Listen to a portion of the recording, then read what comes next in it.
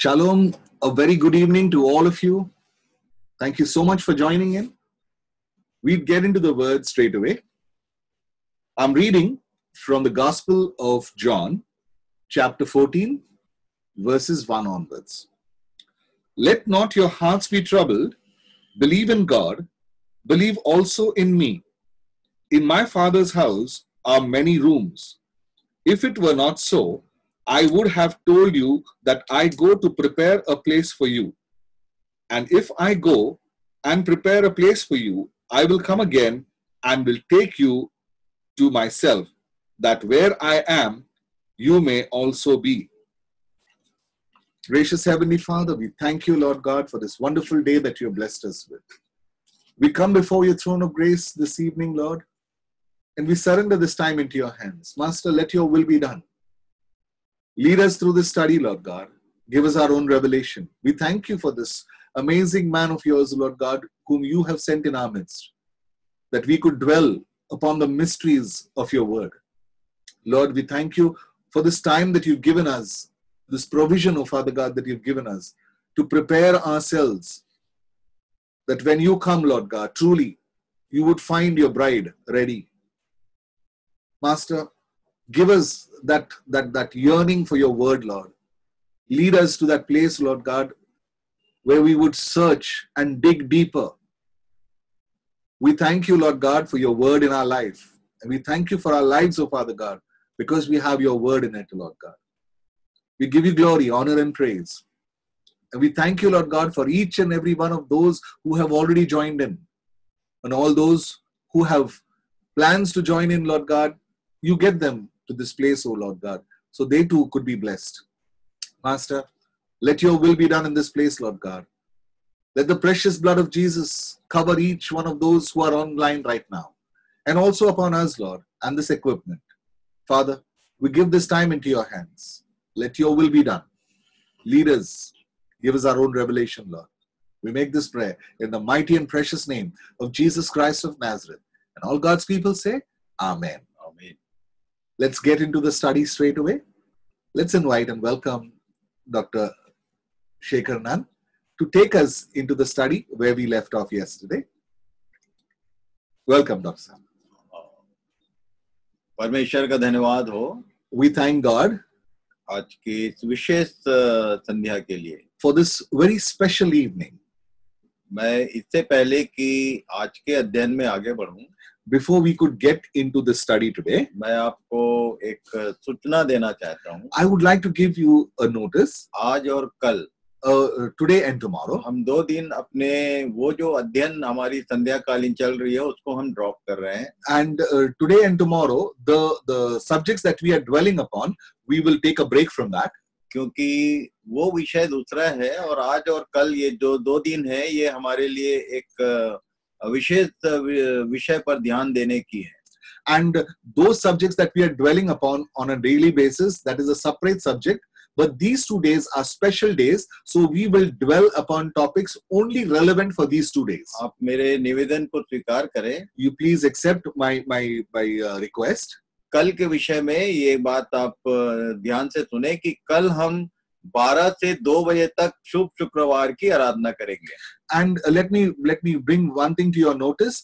Tomorrow we would have this online service, that is a Good Friday service, between 12 and 2. So आज के दिन, so today, आज जो दिन है, आज की जो संध्या जो कुछ हुआ था उस पर हम अपना ध्यान केंद्रित करेंगे. And what happened 2019 years back, 20 years back, we will take that study and we will concentrate on the next, that is today and tomorrow. आज सुबह हमने देखा, today morning we saw Passion Week का जो पहला दिन होता है, and the beginning of the Passion Week. ये शब्द चाहे हम किसी भी तरह से उपयोग करें, पर हम उन दिनों को स्मरण करते हैं. And no matter how we bring it into use, but we remember those days that happened. इस सप्ताह भर हर कलीसिया में, चाहे वो कोई भी कलीसिया हो, वचन पर हम ध्यान करते हैं.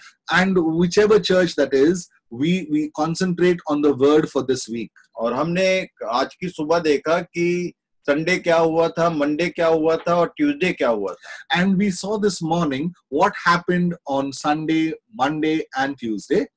और तब वेंसडे को वो दिन खाली था. उस दिन वो उन लोगों ने आराम किया था बैतनिया में. And Wednesday, nothing happened. They took rest on that day in Bethany. और तब हर दिन उन लोग सुबह आते थे यरूशलेम पर. आज के दिन के लिए चेलों ने उससे पूछा था कि ये फसह का पर्व का भोज कहाँ हम तैयार करें. And they used to come to Jerusalem every day in the morning, but then they asked that day, where do we have this Passover feast? और food? तब यीशु ने उनसे कहा था, यदि आप सुसमाचारों को पढ़ेंगे तो आपको मिलेगा कि किस तरह से ये एक यरूशलेम में एक घर में आज के इस समय में इकट्ठे हुए थे संध्या में. And if you read the word, you will find that how they came to Jerusalem, and then in a house in the upper room, this time of the evening, they gathered for the Passover meal. एक बार फिर से मैं आपको याद दिलाऊं. Once again, I would like to remind you, आज की संध्या, today, this evening, Passover feast का दिन था उनका. this was the time of the Passover feast. ये सारे लोग यहूदी थे. They are all Jews.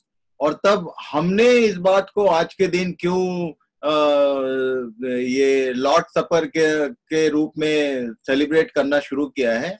And why have we started celebrating this evening as the Lord's Supper? उसको हम ध्यान करेंगे. We will dwell upon it. पर इससे पहले मैं बता दूं कि उस दिन क्या हुआ. And I would like to tell you what happened that day. और तब यीशु ने बताया था कि ऐसा ऐसा एक चिन्ह मिलेगा और उसके पीछे जाना और तुमको एक वेल अरेंज्ड एक अटारी मिलेगी और वहां तुम लोग भोज तैयार करना. And you will get a sign. Then he said that you will get a place where you go to that place and then make arrangements for the food there. और तब मैं आपको टाइम वैल्यूज बताना चाहता हूँ. And I would like to tell you about the time values. कल इसको detail में बताऊंगा. I'll tell you in detail about this tomorrow. कि यहूदी दिन और रात का टाइमिंग क्या होता था. And what was the timing for the Jewish evening and morning? हमारे इंग्लिश समय के अनुसार डेट जो है वो 12 बजे रात को चेंज होता है. And according to the English understanding, the time changes at 12 o'clock in the morning. Next date जो है वो 12 बजे रात को शुरू होता है. And the date changes at 12 o'clock in the morning. पर यहूदियों का ऐसा नहीं था. But it was not so with the Jews. और यदि आप बाइबल की टाइमिंग को ध्यान करेंगे तो समझ में आएगा कि ये क्रूसिफिक्शन कितने बजे यीशु को क्रूस पे चढ़ाया गया और कितने बजे क्या क्या हुआ था. And if you understand the crucifixion and the times of those days, then you would know exactly at what time was Jesus crucified. और ये बातें कलीसियाओं में मैंने देखा है. जब मैं पूरे भारत देश में हर एक कलीसिया में जाता हूँ तो इसकी जानकारी भी लोगों को नहीं है. And everywhere that I have seen in India, across India, that many churches do not have the information about this time. आज मैं आपको बताना चाहता हूँ कि इनका फीस्ट कितने बजे शुरू हुआ. And I would like to tell you at what time did this feast begin. और तब ये भोज में रो नहीं रहा था. And he was not crying during this meal. हमने पढ़ा 14 अध्याय में कि उसने कहा था तुम्हारा मन व्याकुल ना हो. And he told, we just read it in the verses just now, he said that your mind may not be disturbed. वो खुद से वो व्याकुल नहीं था. He was not disturbed. वो नॉर्मल था. He was normal. जब ये लोग इकट्ठे हुए, when they gathered together, जब सारे लोग टेबल पे बैठे, and all were on the table, बहुत ही नॉर्मल वे पे उठा, and he very normally got up, और उसने सबके पैर धोए, and he washed others' feet. उसने सारे चेलों के पैर धोए. He washed the feet of the disciples. और उसने कहा कि मैं तुमको एक नमूना देता हूँ. And I will give you an instance. एक मॉडल पेश किया. He'll give you a model. और तब बहुत सारे लोग ये काम करते हैं. And many people do this. बहुत सारे लोग ये काम नहीं करते हैं. Many don't do it.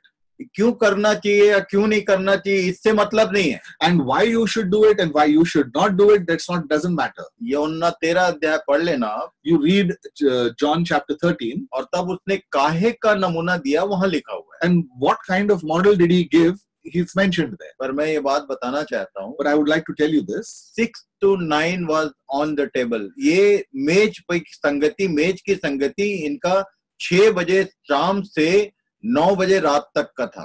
And the time on the table was from 6 to 9, 6 in the evening to 9 in the night.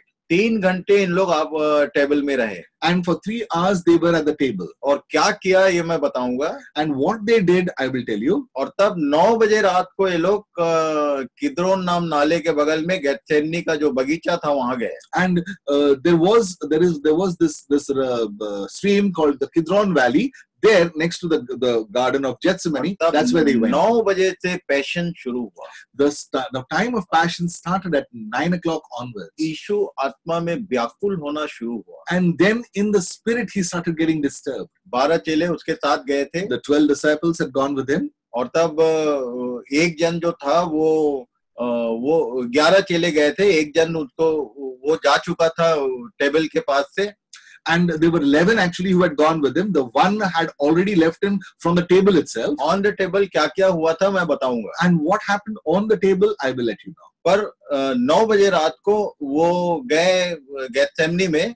And at 9 o'clock they went to Gethsemane. और यीशु ने प्रार्थना करना शुरू किया। And then he started praying. और ठीक 12 बजे रात को ये यहूदा आया सारे भीड़ को लेकर। And exactly at 12 o'clock the Judas came there with the people. और 12 बजे रात को उसको पकड़कर ले जाया गया। And at 12 o'clock in the night they arrested him and took him along. सुबह 6 बजे तक उसकी पेशियां हुई 6 जगहों पर। And till 6 in the morning they kept presenting him to one place or the other, at 6 places. 6 स्थानों पर उस पर मुकदमा दायर हुआ। And 6 places there were cases registered against him. ये कल मैं बताऊंगा। I will tell you about that tomorrow. पर आज ये 3 घंटे में क्या हुआ, And today what happened in these 3 hours, इसके विषय में बताना चाहता हूँ। and I would like to tell you about these things today.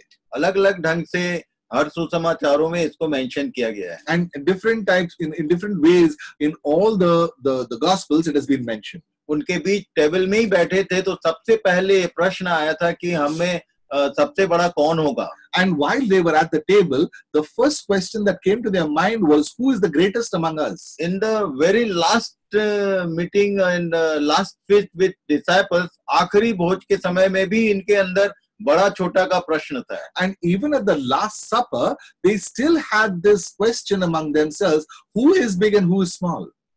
इस बात को आप ध्यान रखना। You keep this in mind. क्यों इनके भीतर ये बात हो रही थी? Why was this happening in their minds? आप यदि खोजेंगे तो आपको मिलेगा। And if you search, you will find. पर टेबल में जो लोग बैठे थे उनके भीतर ये प्रश्न था कि हम में बड़ा कौन होगा और छोटा कौन होगा। And all those who were at the table, the question in them was, who is going to be the greatest and who is the least among और us? तब यीशु ने एक और बड़ी बात कह दी थी। And Jesus had said something very great at that moment. तुम में कोई एक है There is one among you जो मुझे पकड़वाएगा। who is going to get me arrested. फिर से उनके बीच में खलबली मची। Again there was disturbance among themselves. हर एक जन पूछ रहा था कि वो मैं हूँ क्या? And they kept asking, is it me, Lord? यहूदा ने भी पूछ लिया। Even Judas asked that question. जो पकड़वाने वाला है वो भी खुद पूछ रहा था कि क्या वो मैं हूँ? And the person who's going to do this also is asking the same question, whether it is me, Lord. ये डिसाइपल्स का पिक्चर है। And this is the picture of the disciples. बहुत सारे जगह डिसाइपल्स चर्च है। Many places the disciples itself is the church. एक denomination ही है हमारे छत्तीसगढ़ में जिसको डिसाइपल्स चर्च बोलते हैं। And there is a denomination in Chhattisgarh which is called the Disciples Church. और तब मैं विश्वास करता हूँ कि चाहे आप नाम कुछ भी रखो पर हम सब के सब डिसाइपल्स हैं। And no matter what name you keep, but we all are disciples. इस इवेंट को नोट क्यों किया गया है बाइबल में? Why is this event noted in the Bible? कि जितने उसके डिसाइपल्स हैं वो इस बात को ध्यान करें और अपने आप से पूछें कि कहीं उसको बेचने वाले तुम तो नहीं हो। And that all the disciples keep this in mind, whether or not we are the ones who are going to give him up. On table एक लोगों के बीच में ये प्रश्न चल रहा था अंदर कि बड़ा कौन होगा छोटा कौन होगा। On this table that they were arguing among themselves who's going to be greatest and who's going to be the least. ये बातें कहानी के जैसे हमारे पढ़ने के लिए नहीं है। And these things are not like stories for us to be read. जब भी हम टेबल के आसपास होते हैं या लॉर्ड सपर का टाइम होता है एग्जामिन ये करने का है। And whenever we are there at the table and when at the Lord's Supper, these are the things that we need to examine. एक बहुत खतरनाक बात मैंने देखी है। This is a very dangerous thing that I have seen. अक्सर जो leaders होते हैं या जो लॉर्ड सपर कंडक्ट करते हैं वो ये कहते हैं कि जिनका बपतिस्मा नहीं हुआ है या जिनका मन साफ नहीं है वो इसमें कृपया भाग न लें।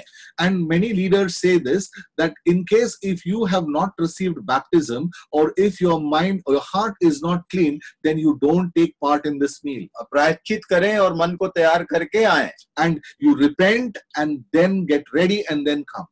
गलत शिक्षा बोलता हूं मैं। I say this is wrong teaching. आपको मालूम है सबसे पहले किसको यीशु ने रोटी दिया था? Do you know whom he gave the first piece of the food there? आप ध्यान से पढ़िए।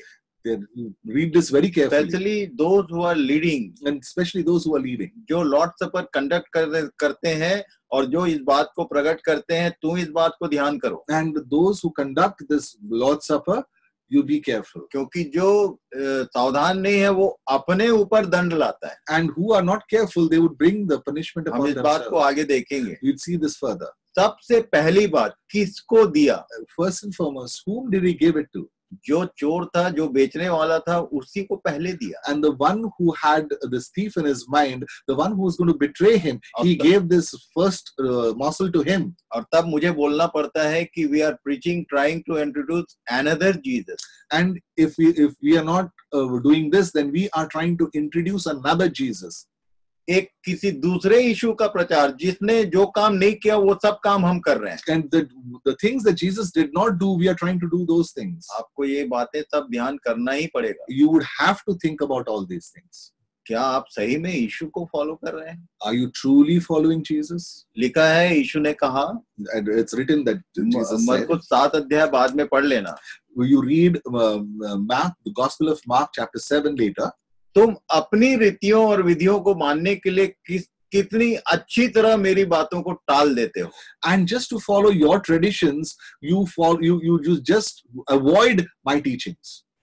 सबने अपना अपना तरीका अपना रखा है। And everybody had their own teachings. मैं बता रहा था कि 35 साल से ऑलवेज पैशन वीक में हम लोग एज स्पीकर इधर उधर जाते हैं।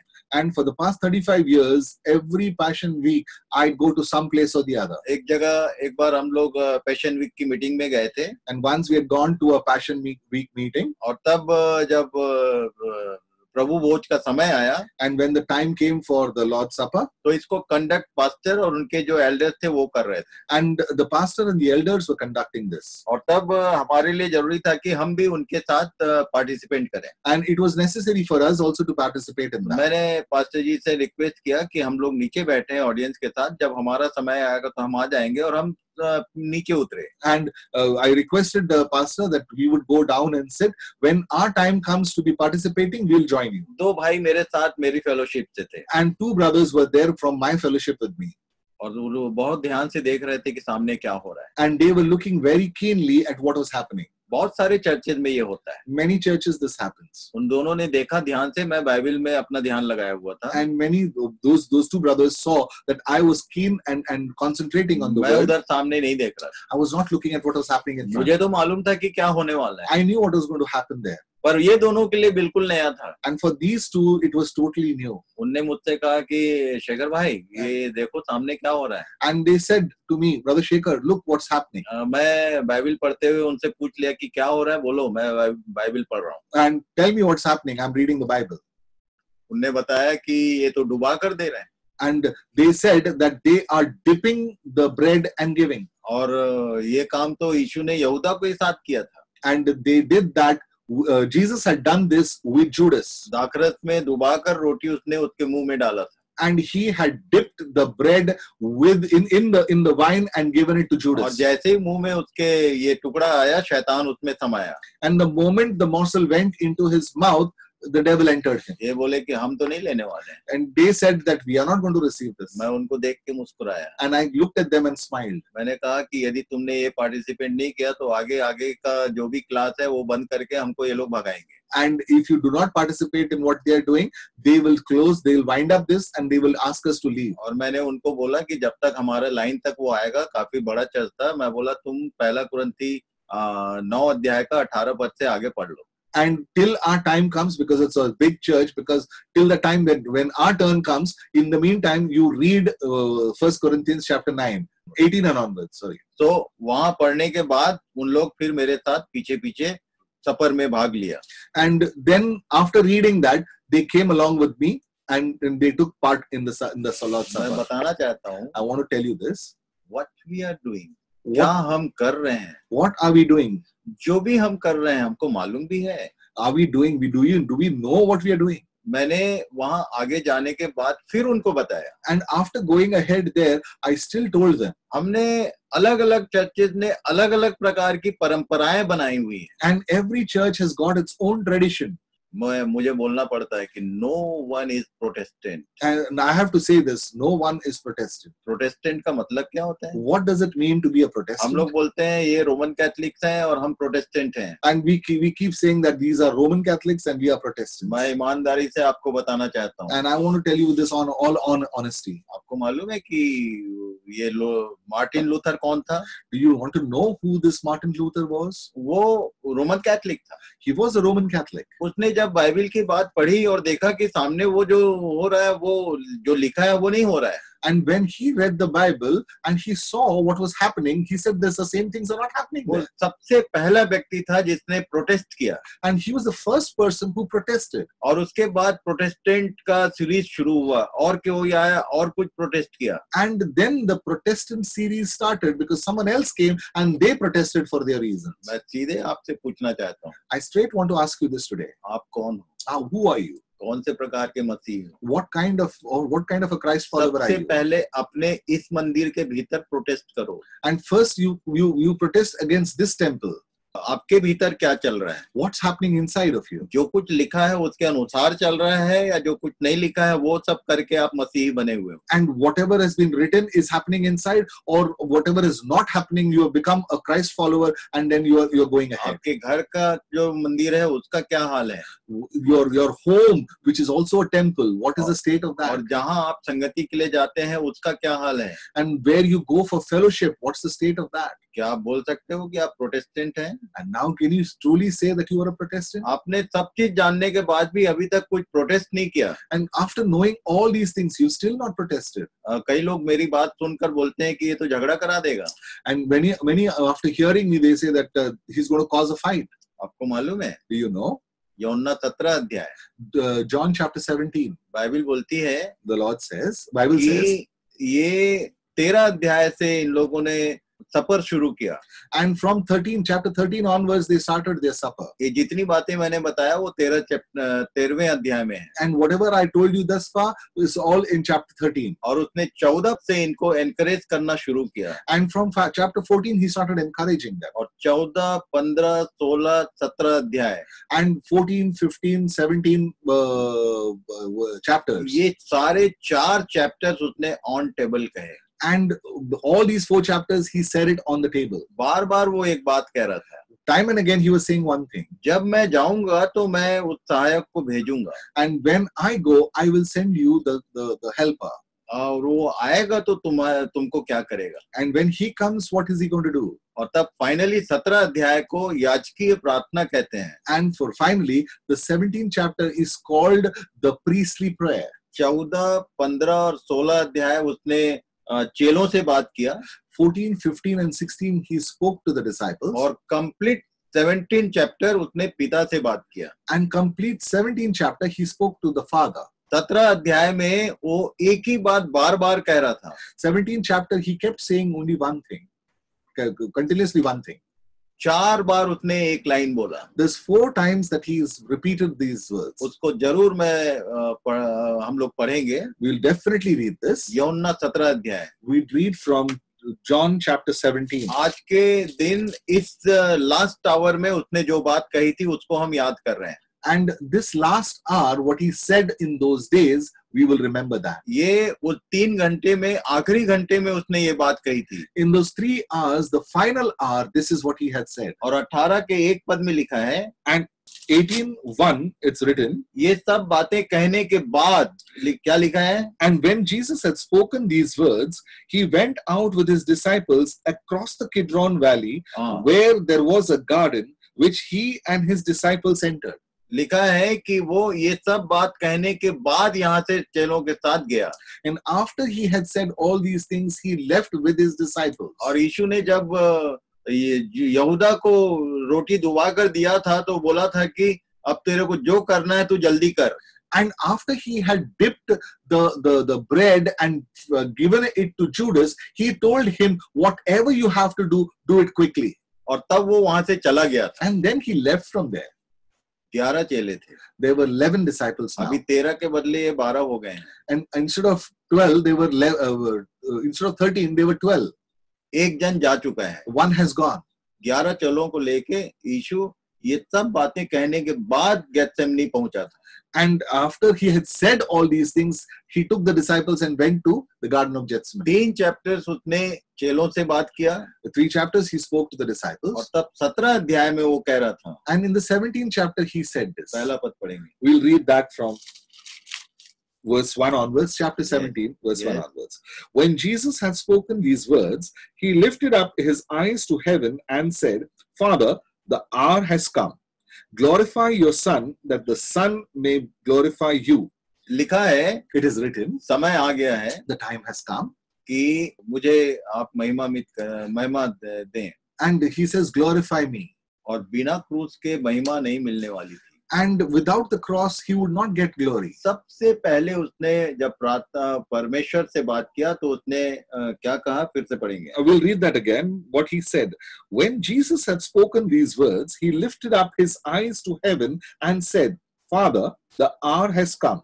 Glorify your Son, that the Son may glorify you. लिखा है कि मेरी महिमा कर कि मैं भी तेरी महिमा कर सकूं. That he said that glorify me so that I can glorify you. किससे महिमा मिलने वाली थी? From whom is he going to receive glory? जब ये मर के जी उठता तब फिर उसकी महिमा होने वाली थी. And after he died, he would be risen, then he would get the glory. फिलिप्पी 2 और उसके 4 पद से आगे यदि पढ़ेंगे तो वहां आपको मिलेगा कि परमेश्वर ने जब इसने ये काम कर दिया तो उसको उठाया और सबसे ऊपर ऊंचे पर बैठाया.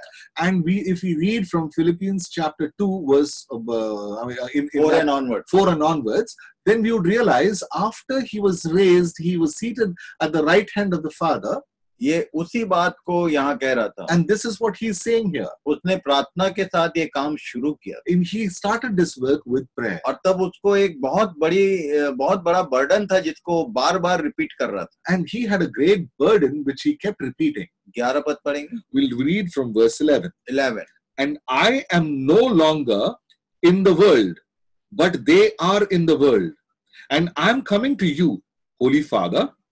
Keep them in your name, which you have given me, that they may be one, even as we are one. लिखा है सबसे पहले उसने बोला ये जो संसार में से जो लोग मेरे पास आ रहे हैं ये जिनको तूने चुनकर दिया है ये एक हों. And he says those people from the world who are coming to me, whom you have chosen for me, are coming to me. He said that they may be one. They may be one. ये हमारी नाई एक हो सके. So that they may become one like us. 20 पद पढ़ेंगे. We'll read verse 20. I do not ask for these only, but also for those who will believe in me through their word, that they may all be one, just फिर as से you. इसने repeat किया कि केवल ये जो 12 हैं इनके लिए नहीं कर रहा हूं मैं. And he is not doing it only for the 12. मैं ये जो बाकी और लोग जो मुझ पर विश्वास करेंगे उनके लिए भी यही विनती कर रहा था वो कि ये एक मन के हों. And he is not just talking for the 12, he is also talking for those who are going to join him besides the 12, that he will do the same request for them as well. 22 पद पढ़ेंगे. We'll read verse 22. The glory that you have given me, I have given to them, that they may be one, even as we are one. ये तीसरी बार बोल दिया. This is the third time he said this. 23 पद पढ़ेंगे. We'll read 23. I in them and you in me, that they may become perfectly one, so that the world may know that you sent me and loved them, even as you loved me. उसको मालूम था He knew कि जितने लोग उसके पास आएंगे, all those who come to him. आज का पिक्चर है ये. This is the picture of today. अभी भी वो उसकी प्रार्थना वही है. And today the prayer is still there. क्योंकि इवन पति और पत्नी विश्वासी हैं ये एक मन के नहीं है. And even if the husband and wife are believers, they are not in one mind. एक घर में 5 लोग हैं, 4 लोग हैं, बच्चे हैं, ये एक मन के नहीं है. And even if there in one family there are 5 or 4, there are children, but they are not of one mind. चाहे छोटी कलीसिया हो चाहे बड़ी कलीसिया हो, कोई भी एक मन का नहीं है. And whether it is a small gathering, a congregation, or a big gathering, but they are not in one mind. आप देखिए उसको कौन सी बात उसको व्याकुल कर रही है. And you see now what was the thought that was disturbing him. किस बात के लिए वो परमेश्वर से रिक्वेस्ट कर रहा है. And what for he is requesting Father. अपने लिए कुछ भी नहीं मांगा उसने. He's not asking anything for himself. केवल एक बात कह रहा था कि जो महिमा तूने मुझे दी है वो मैं इनको देता हूँ. And he was continuously saying, the glory that you have given me, I will give it to them. मरे हुओं में से जी उठने के बाद जो महिमा मुझे मिलने वाली है वही महिमा इनको भी मिलेगी यदि ये भी मरे हुओं में से जी उठेंगे. So what glory you're going to give me after being raised from the dead, that if they get up from the dead, then they should also get this glory. और तब मैं बार बार कहता हूँ कि ये जो बपतिस्मा है पानी का, ये हमारा उसके साथ मारे जाने, गाड़े जाने और जिलाए जाने का पिक्चर है. And that is why I say the baptism is all about being dying, being buried and rising with him. अभी हमने अपने अध्ययन में उस विषय में थोड़ा सा घुसने का कोशिश किया है. अभी वो विषय बचा है. And we have just entered or dwelt upon it a little bit about baptism, but then that topic is still remaining. मैं जानता हूँ कि इसके विषय में बहुत सारे लोगों को कंफ्यूजन होता है. And I know that there is a confusion to a lot many people about this. पर हमारे विषय में वो आगे है. अभी हमारा अध्ययन पूरा नहीं हुआ. मैंने बोला है कि आपको जहां जहां भी कोई प्रश्न चिन्ह उत्पन्न होता है तो आप उसको नोट करके रखिए. जिस दिन ये अध्ययन कंप्लीट होगा मैं विश्वास करता हूं कि सारे उत्तर आपको मिल जाएंगे. And it's good that you are having these queries, but I requested you to write down those queries so that when we finish this study, all those queries that you have would get addressed. हम आगे के दिनों में उस बपतिस्मा और गाड़े जाने और जिलाए जाने के विषय में ध्यान करेंगे. And we are going to discuss about baptism, about being dying and being buried. पर आज के दिन जो विषय हमारा है, ऑन टेबल क्या हुआ था. And today we will discuss about what happened on table. बहुत सारी बातें हुई. Lot many things happened. 3 hours उन लोगों ने टेबल पर बिताया था. 3 hours they spent on the table. और तब 3 चैप्टर फिर से याद दिला दूं. 13 अध्याय में ये शुरू हुआ. यूहन्ना 13 अध्याय में ये सफर शुरू हुआ.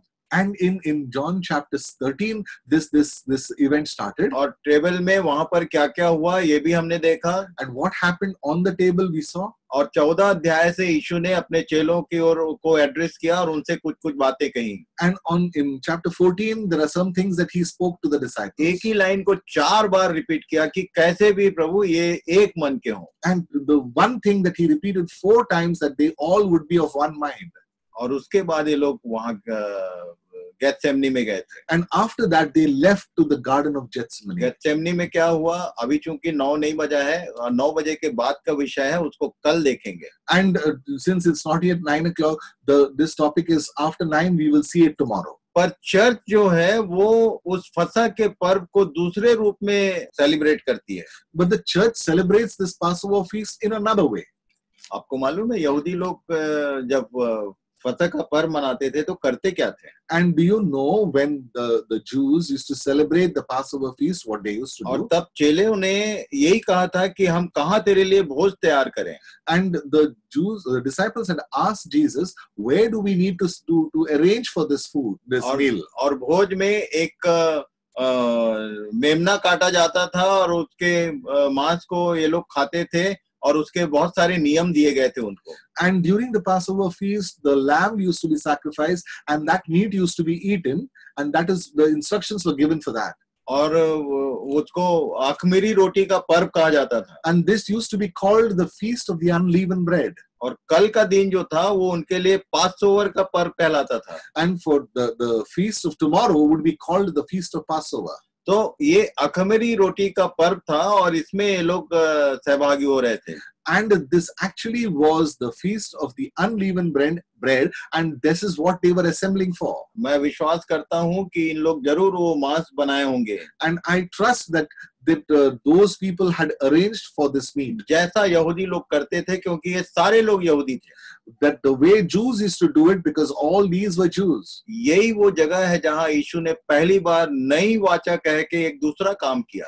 And again, this place, he said about a new covenant and said something about it. इसी स्थान से उसने पुरानी वाचा को हटाया और नई वाचा इंट्रोड्यूस किया. And in this place, he gave an introduction to the new covenant, and he said that old is gone. और नई वाचा के अनुसार मांस नहीं खाना था, वो उसने लिखा है, पौलुस ने इसको मेंशन किया. And according to the new covenant, their meat was not to be eaten, and Apostle Paul has mentioned about this. और तब ये इतना जरूरी बात था कि दर्शन में, क्योंकि पौलुस इन 11 शिष्यों में नहीं था. And when the vision was given, the Apostle Paul was not part of this 12. और तो इसीलिए उसको अलग से यीशु को बताना पड़ा. And that's why he had to be told separately. पहला कुरिन्थी 11 अध्याय उसके 23 पद से पढ़ेंगे. We would look at 1 Corinthians chapter 11 verse 22 onwards. क्योंकि यदि जांचने की बात है तो क्या जांचना है यही नहीं मालूम हमको. If we have to examine, what we have to examine, we don't know. मैंने बहुतों को देखा है, मैंने बहुतों से बात किया, और बहुत सारे अधिकांश लोगों को ये नहीं मालूम कि वहां टेबल के पास आके हमको जांचना क्या है. And we don't even know, we come to the table and what we have to examine. यदि मन को जांचना है, कन्फेस करना है, तो पहले यीशु ने यहूदा को यदि रोटी दिया तो उसको बोलना चाहिए था कि तू पहले कन्फेस कर. And if he gave the first morsel to Judas, he would have told him, first you confess. तभी तुम इस नई वाचा के लहू और रोटी का ग्रहण कर सकता है. Only then can you make this, that you can receive this bread. मैं एक इससे पहले कि इस विषय में आगे बढ़े हम, and before we could go ahead, जितने लोग आप सुन रहे हैं, all who are listening, मुझे आप दिखाई देते हैं, ये बता देता हूँ. you can be seen, I can tell you this. Screen में आप दिखते हैं मुझे. I can see you on the screen. जितने लोग शामिल हैं सब दिखाई देते हैं. And all those who are on the screen, I can see you. और तब चूंकि परमेश्वर के वचन और प्रार्थना के विषय में मैं जानता हूँ कि ये बाप और बेटे की बातचीत है. And in the terms of the prayer, this is a talk between father and son. वचन के द्वारा परमेश्वर बोलता है और प्रार्थना के द्वारा हम बोलते हैं. And through the word, the father speaks, and through the prayer, we tell him. और तब चूंकि ये बाप बेटे की बातचीत है, आप किसी भी कंडीशन में एक दूसरे से, चाहे लेट के, चाहे सो के, चाहे किसी भी स्थिति में बात कर सकते हैं. And because it's a dialogue between father and son, you can do it anywhere, whether you can lie down or stand and sit. पर आज मेरा आपसे निवेदन है, but today I have a request. यदि आप आंख बंद करके लेट के सुन रहे हैं, and if you have closed your eyes and you are lying down and listening, यदि आप हमको देख नहीं रहे हैं और केवल सुन रहे हैं, and if you are not looking at us and just listening, यदि आप मोबाइल में हैं और आपके साथ 4, 5, 6 लोग हैं, तो जो सामने बैठा है वो आंख खोल के देखे और बाकी सबको बताए कि मैंने क्या बताया. And all those who are sitting in front and on watching us, you share it with the others of what I'm going to tell you. अभी आप यदि लेटे हैं तो आप उठ के बैठ जाइए, क्योंकि एक बहुत ही जरूरी बात आपको बताना है. And if you are lying down, I would request you to sit down and hear, because I'm going to tell you something very important. के सामने आने के बाद करना क्या है? And after you come to the Lord's table, the supper, I'll tell you what you have to do. पहला कुरिन्थी 11 अध्याय. We'd look at 1 Corinthians chapter 11. दो ही विधियां हैं. There are only two lists. Christian word में केवल 2 ही चीज है जिसको हमको ईमानदारी से पालन करना है. And there are only 2 things in the Christendom that we have to obey. और दोनों सीधे जजमेंट तक पहुंचाती है. And both the things straight away takes us to the judgment. the baptism and Lord's Supper. Baptism में आप इब्रानी 11 अध्याय पढ़ लेना. And you read Hebrews chapter 11. लिखा है कि विश्वास ही से ये सारी प्रजा समुद्र के बीचों बीच पार हो गई जैसे सूखी भूमि पर. And through faith they crossed the Red Sea as though they were crossing on dry land. और उसको बपतिस्मा का उदाहरण दिया गया है. And that this was given as an example of baptism. उसी में जब मिस्रियों ने भी वैसे ही करना चाहा तो लिखा है सब डूब मरे। And then when the Egyptians tried to follow suit, they all got drowned. और वो हमारे लिए दृष्टांत बोला पौलुस ने। And he said that that is a parable for us. बपतिस्मा वो जगह है, And baptism is such place, या तो वो बचाता है or either it saves या तो वो मारता है। or it kills. इसलिए इसको केयरफुली ध्यान करना है। That is why we need to dwell upon it very carefully. परमेश्वर का वचन कहता है, The word of God says, लिखे हुए में एक भी बिंदु मात्रा आप इधर से उधर नहीं कर सकते। you cannot add anything in the written word. इसलिए मेरा ये नम्र निवेदन है कि जो आगे मैं लॉर्ड सपर के विषय में बताना चाहता हूँ उसको आप ध्यान से समझो। And all those that I'm going to tell you now in the context of the Lord's Supper, क्योंकि carefully listen to it. क्योंकि इसमें लिखा हुआ है कि यदि तुम खाते पीते समय इस बात जांचते तो तुम अपने ऊपर दंड न लाते। And it is written, पढ़ेंगे हम लोग तब समझ में आएगा। we'll read it, but then you'll understand. 23 पद से पढ़ेंगे। We'll read it from verse 23. जितने लोग लेटे हैं या बैठे हैं आप ध्यान कीजिए कि मैं क्या बताने जा रहा हूँ। All those who are sitting or lying down, pay attention to what I'm going to say. पढ़िए। Verse 23 onwards. For I received from the Lord what I also delivered to you, that the Lord Jesus on the night when he was betrayed took bread. इस विषय में ये इसको दर्शन देकर यीशु को बताना पड़ा। And he had to give him a vision and then instruct him. लिखा है कि यह बात मुझे और किसी से नहीं प्रभु से पहुंची। And he says, I did not get it from anywhere else but from the Lord. और being church मैंने तुमको ये बात पहुंचा दी। And being church, I have given it to you. इस बात को आपको कलीसिया के रूप में समझना है। As a church, you have to understand this. Special vision करके पौलुस को ये बात बताया गया। And this was given to him as a special vision. लिखा है प्रभु से मुझे ये बात पहुंची। And Apostle Paul says that this has been given to me by Lord और Jesus. मैंने तुम्हें भी पहुंचा दी। And I have given it to you. कि प्रभु यीशु ने जिस रात पकड़वाया गया, that the night that Jesus was betrayed, roti Lee, he took bread. और धन्यवाद करके उसे तोड़ी। Giving thanks, he broke the bread. आप यहाँ देखिए मेरे हाथ में। And now you look at while I demonstrate उसने, this. मैं जस्ट एक एग्जांपल दे रहा हूँ। I'm just giving you an example. उसने रोटी लिया, He took bread और उसको तोड़ा, and he broke it. और उसको तोड़ने के बाद डिक्लेयर किया, And breaking it, he declared, ये मेरी देह है। this is my body. क्यों आगे लिखा है कि तुम जब भी इस विश्व में शामिल होते हो तो मेरी मृत्यु को, सेपरेशन को प्रचार करते हो। And every time you take part in this meal, that you take part in my death. Death का मतलब हम लोगों ने पिछले दिनों में बहुत अच्छे से देखा है। And separation. we saw about death in the past few days, that death means separation. और तब उसने कहा कि यह तुम्हारे लिए है, मेरे स्मरण के लिए यही किया करो। And that is when he said that you do this in my memory. और आगे क्या लिखा है? What's written ahead? पढ़िए। We'll read this. 24 Verse 24 onwards. And when he had given thanks, he broke it and said, this is my body, which is for you. Yes. Do this in remembrance of me. आगे। In the same way, he also took the cup after supper, saying, this cup is the new covenant in my blood. Yes. Do this as often as you drink it in remembrance of me. आगे।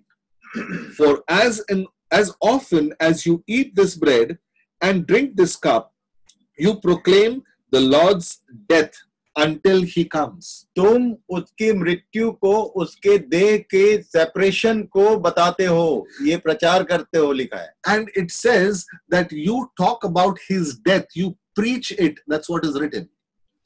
Death का मतलब होता है separation. Death means separation. आपको मैं बता दूं, I'll tell you this. ये आगे के दिनों में मैं मॉर्निंग आवर में बताऊंगा।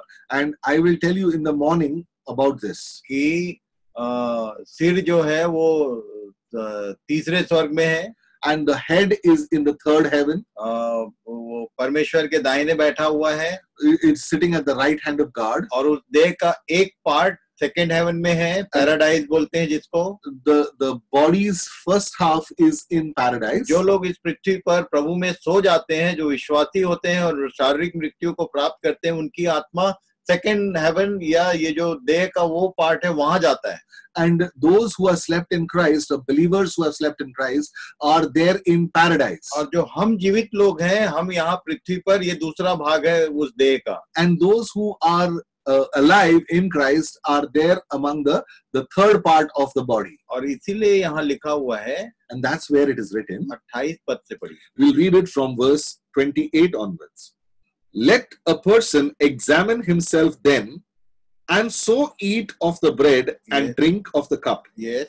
For anyone who eats and drinks without discerning the body लिखा है कि जो खाते पीते समय प्रभु की देह को न पहचाने, वो खाने और पीने से अपने ऊपर दंड लाता है.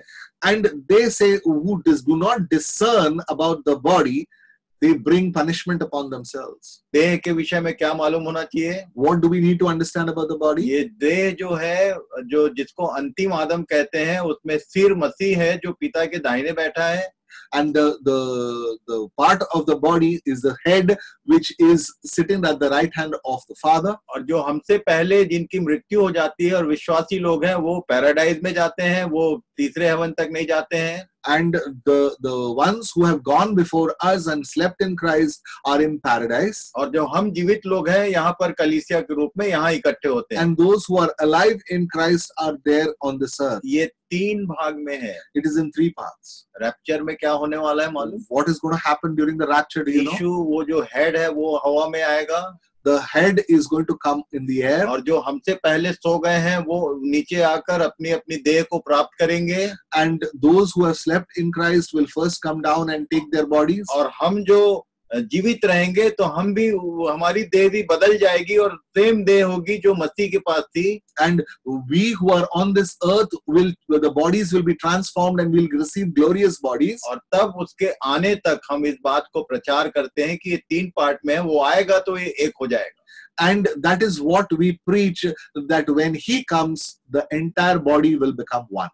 जब भी वो आएगा, Whenever he comes, तो हमसे पहले जो सो गए हैं वो पहले जी उठेंगे. and all those who have gone before us will live first, और हम जो जीवित हैं वो बदल जाएंगे. and all those who are alive will be transformed. और तब ये सिर और ये देह का ये दोनों पार्ट, ये तीनों मिलकर लास्ट आदम बनेगा. And all the 3, the head and the 2 parts of the body will become one, and that will be the last और Adam. अर्मागिदोन की युद्ध में ये पूरी देह होगी जो उससे युद्ध करेगी.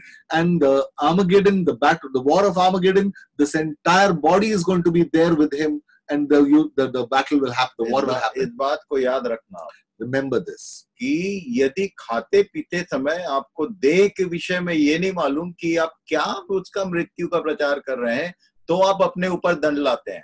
And if when you come to the table and you do not know about the death, then you call punishment upon yourself. और तब यहाँ आगे लिखा हुआ है पनिशमेंट क्या है. And here it is written further, what is the punishment? 30 पद. We'll read verse 30. That is why many of you are weak and ill, and some have died. आगे. But if we judged ourselves truly, we would not be judged. यदि हम अपने आप को जांचते तो दंड ना पाते. And if we would have judged us properly, we wouldn't have got the punishment. अपने आप को जांचना मतलब क्या जांचना? पापी हूँ, दोषी हूँ, मैं झूठा हूँ, ये जांचने का जगह है. And that is whether we are sinners, troublemakers, this is the place. No. प्रभु सहायता करे. May the Lord guide us. जो खाते पीते समय देह को नहीं जानता. When we are eating, who do not know the body. कई बार मैं बताता हूँ. Many times we say this. If I will, मैं यदि तीसरे स्वर्ग तक की बात करूं, and if we talk about the third heaven, तो आप अपने जो पुराने लोग हैं, दादा दादी, नाना नानी, मम्मी पापा जो प्रभु में सो गए हैं, तुम देख सकते हो कि वो कहाँ हैं अभी. And those people like our elders who have gone before, you'll be able to see where they are. Morning hours के स्टडीज में आगे यदि प्रभु ने सहायता किया तो ये विषय भी हम देखेंगे. And if in the morning hours of the study we will see on this subject, we'll dwell upon this एक subject. बात जरूर ध्यान रखना. But one thing you keep remembering, इस टेबल के सामने आने के बाद क्या जांचना है? once you come to this table, what you have to examine? क्या आप खाते पीते समय उसकी देह के विषय में जानते हैं? That you remember about his body, यदि ये नहीं है, if you are not remembering this, ये मन फिराव की जगह नहीं है। this is not the place to repent. Baptism जो है वो मन फिराव की जगह है। The place of baptism is a place to repent. लिखा है कि तुम में से हर एक अपने अपने पापों की क्षमा के लिए प्रायश्चित करे और बपतिस्मा ले, मन फिराए और बपतिस्मा ले। And the place of baptism is a place where you repent, that you have to turn your mind, change your mind, and then receive baptism. बपतिस्मा अलग बात है, Baptism is a different subject, और प्रभु भोज अलग बात है। and the Lord's Supper is a different thing. बपतिस्मा जो है वो हमको हमारे पापों की क्षमा मांगने की जगह है। And baptism is a place where we ask for the forgiveness of our sin. वैसे मैं तो ये भी जानता हूँ That I know this as well. कि कई बार बपतिस्मा के विषय में चर्चेज में क्लासेस होते हैं, And there are classes that happen for baptism. और तब उसको बड़ा ड्रामेटिक, जो ईस्टर का दिन है उस दिन बपतिस्मा हुआ करता है, And on the day of Easter, this baptism happens. और सफेद कपड़ा पहनकर और क्या क्या बहुत सारा चीज होते देखता हूँ मैं, क्योंकि मैं हमेशा जाते रहता हूँ इधर उधर। And I keep looking at this, that there's white clothes that they have to wear, and there's a lot of things that happen. बिना मन फिराव के बपतिस्मा नहीं होता है। And without repenting, baptism is not baptism. ये बैप्टिज्म हमारे जो विषय चल रहा है इवनिंग के उसमें है, And the baptism is in our evening subject. पर ये जो विषय है इसको हम अलग से तीसरे हेवन के विषय में ध्यान करेंगे, तब देखेंगे। And when we talk about a third heaven, there is a subject on that. We will look at it. इस बात को फिर से हम ध्यान करेंगे। We'll look at it once again.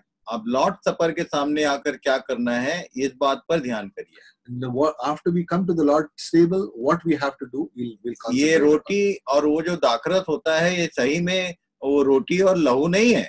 And the bread and the wine is not his blood and body. वो केवल एक सिंबल है, And it is only symbolic. और यीशु ने कहा था, And Jesus had said this. यदि कोई मेरा मांस ना खाए और मेरा लहू ना पिए तो उसमें जीवन नहीं होगा। And he had said this, if you do not eat of this flesh and drink this blood, he doesn't have life in them. कौन सा life? Which life? Sinless life, Sinless life. अनंत जीवन, Eternal life. जिसमें पाप नहीं होता। There is no sin in that. पाप है तो मृत्यु है, And if there is sin, there is death. पाप नहीं है तो अनंत जीवन। And if there is no sin, then eternal life. उस जीवन की बात कर रहा था। He's talking about that life. तो ये रोटी और ये कटोरा पीने से किसी के पास जीवन आ जाता है, ये भी झूठ है। And even if you have this bread and wine that you will get this life is also a lie. ये केवल एक चीज देखने का है कि आप उस देह के विषय में क्या जानते हैं। It is only to see that what you know about this body. ये आपको पवित्र नहीं करता है। It does not purify you. कई लोग सोचते हैं कि ये प्रसाद खा लिया तो ये स्वर्ग जाने का टिकट है। And they feel that if you have this prasad, then you would go to heaven. ये प्रसाद नहीं है। This is not a prasad. ये वो जगह है जहाँ पर हम ये बताने का प्रयास करते हैं कि वो जो देह है वो 3 भाग में डिवाइडेड है। And here we are trying to tell you that this body is divided into 3 parts. प्रभु सहायता करें, May the Lord guide us, कि आप इस बात को ठीक ठीक समझें। that we would be able to understand this carefully. और तब उसके बाद लिखा है, And then it is written, 18 का 1 पद, we would look at John chapter 18 verse 1. When Jesus had spoken these words, he went out with his disciples across the Kidron Valley, where there was a garden, which he and his disciples entered. कल के दिन के लिए Tomorrow, आपको एक homework देता हूँ। I'll give you a homework. इस भाग को जरूर पढ़िए Do read this part. और कल के दिन के विषय में ध्यान कीजिए। And tomorrow, please concentrate upon this. कई लोग 40 दिन से फास्टिंग कर रहे हैं। There are people who have been fasting for the past 40 कई लोग days. 1 हफ्ते से फास्टिंग कर रहे हैं। There are those who are also fasting for the past 1 week. और कई लोग कल के दिन फास्टिंग करते हैं। And tomorrow, some will be there who will be fasting only for tomorrow. पहला कुरिन्ती 5 अध्याय, We'd look at 1 Corinthians chapter 5. and verse 7 and 8. 1 Corinthians chapter 5, verse 7 and 8. Cleanse out of the old leaven, that you may be a new lump, as you really are unleavened. For Christ, our Passover lamb, has been sacrificed. Let us therefore celebrate the festival. लिखा है, आओ हम उत्सव में आनंद मनाएं। And it is written, come, let's be glad in this festival. ये आनंद के साथ इस कल के दिन को मनाने का है। And this is a time to be glad and joyful. इसको 20, 30, 40 बार पढ़ना Read this over and over again. और At least प्रभु से 30, 40 पूछना कि times. प्रभु ये क्या कहना चाहता है, Ask God, what is He trying to say here? क्या लिखा है। What is written? पुराने नियम के लोगों के लिए तो बहुत कठिन था। For the Old Testament people, this was very, very difficult. निर्गमन 12 उसके 19 पद में क्या लिखा है, इसको खुला रखेंगे। At Exodus 12 chapter 12, उसका 19 Exodus chapter 12 verse 19. निर्गमन 12 उसके 19 में हार्ड एंड फास्ट कुछ नियम था। And there was something hard and fast as a rule there. ये नियम नए नियम में जो कलीसिया के लोग हैं उनके लिए भी वही है।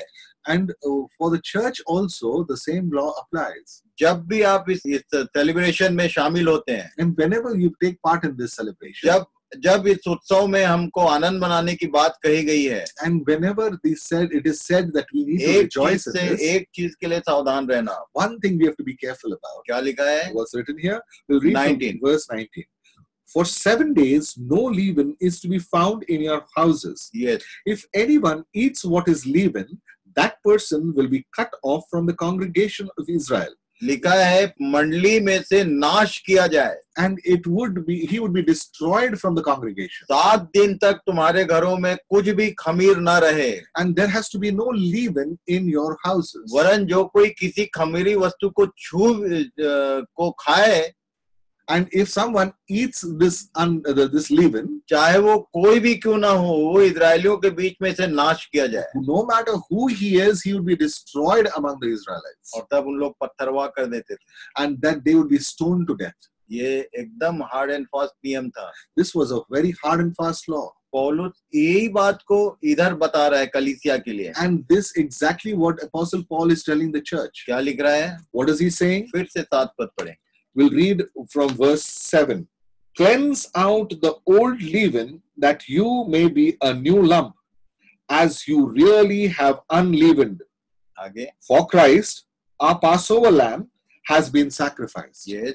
Let us therefore celebrate the festival not with the old leaven. लिखा है कि हमारा भी फसह है। And we also have a Passover. फसह का पर्व यहूदियों का था।